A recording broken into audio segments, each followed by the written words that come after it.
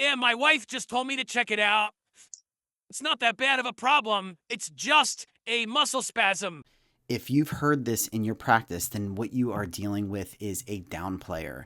A downplayer is a patient who is not ready to buy yet because they are not willing to admit that they have a problem. And if you try to sell them a solution or a treatment plan before they're willing to admit that, then you are setting yourself up for failure. I'm going to show you exactly how to handle downplayers so you stop wasting time and you start selling more $4,000 cash cases. Downplayers are a specific type of patient who minimizes their condition.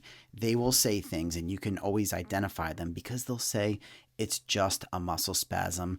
I've dealt with this before and it goes away on their own. Here's the hard truth. You cannot sell to somebody who isn't willing to admit that they have a problem. It doesn't matter how good of a clinician you are or how many success stories you have. Until they are willing to admit that they have a problem, they simply will not buy.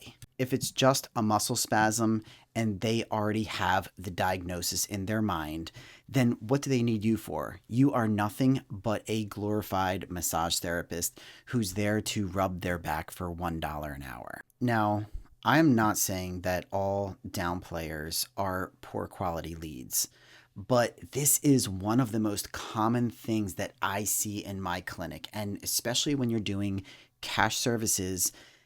Patients and prospects have to feel convinced that you have something that's going to fit their lifestyle. If they're concerned that there's going to be too much time commitment, that there's going to be out-of-pocket costs, sometimes they're leaving a barrier up. And on visit number one, that's your job as a doctor. You have to make the conversation really comfortable for them, and you have to make them feel like there is a welcoming atmosphere and that you have something that is going to benefit them. Most doctors make the mistake of jumping right into fixing mode, talking about all of the benefits of their treatment and all of the success rates. But when you do this with a downplayer, the brain is instantly thinking, this is something that I can manage on my own. This is overkill. I don't need this particular treatment. This is why you get objections, not because your price is too high, not because they need to think about it. It's because they never felt like they truly needed your help in the first place. Your first job is not to sell, it's to get them to admit the problem. Here's how to do it. Ask about their problems. Instead of telling them that they have a serious issue, get them to admit to that issue. So you can ask questions like, how long have you had this problem? How many times has it happened in the past? How is this affecting your life? And once they start to see the true value of how the potential services might be able to help them in the future, then their mind will actually start to get open to potential solutions that you have available in your clinic. Dig into the impact. Make them see how this affects their daily lives. How is this affecting your workouts, your sleep? What happens if it doesn't go away this time? What happens if this problem suddenly gets much worse? Mirror their words and let it sink in.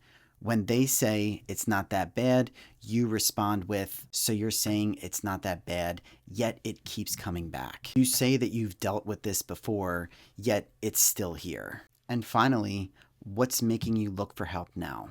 The goal is to shift their mindset from, it's not that bad, to, maybe this isn't going away. Once they admit that, now they are ready to start hearing solutions.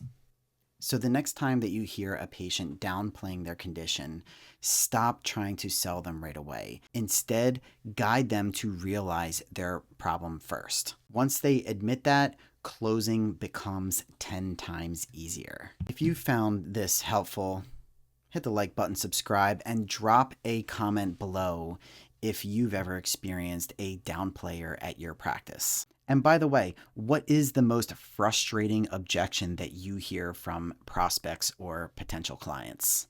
See you next time.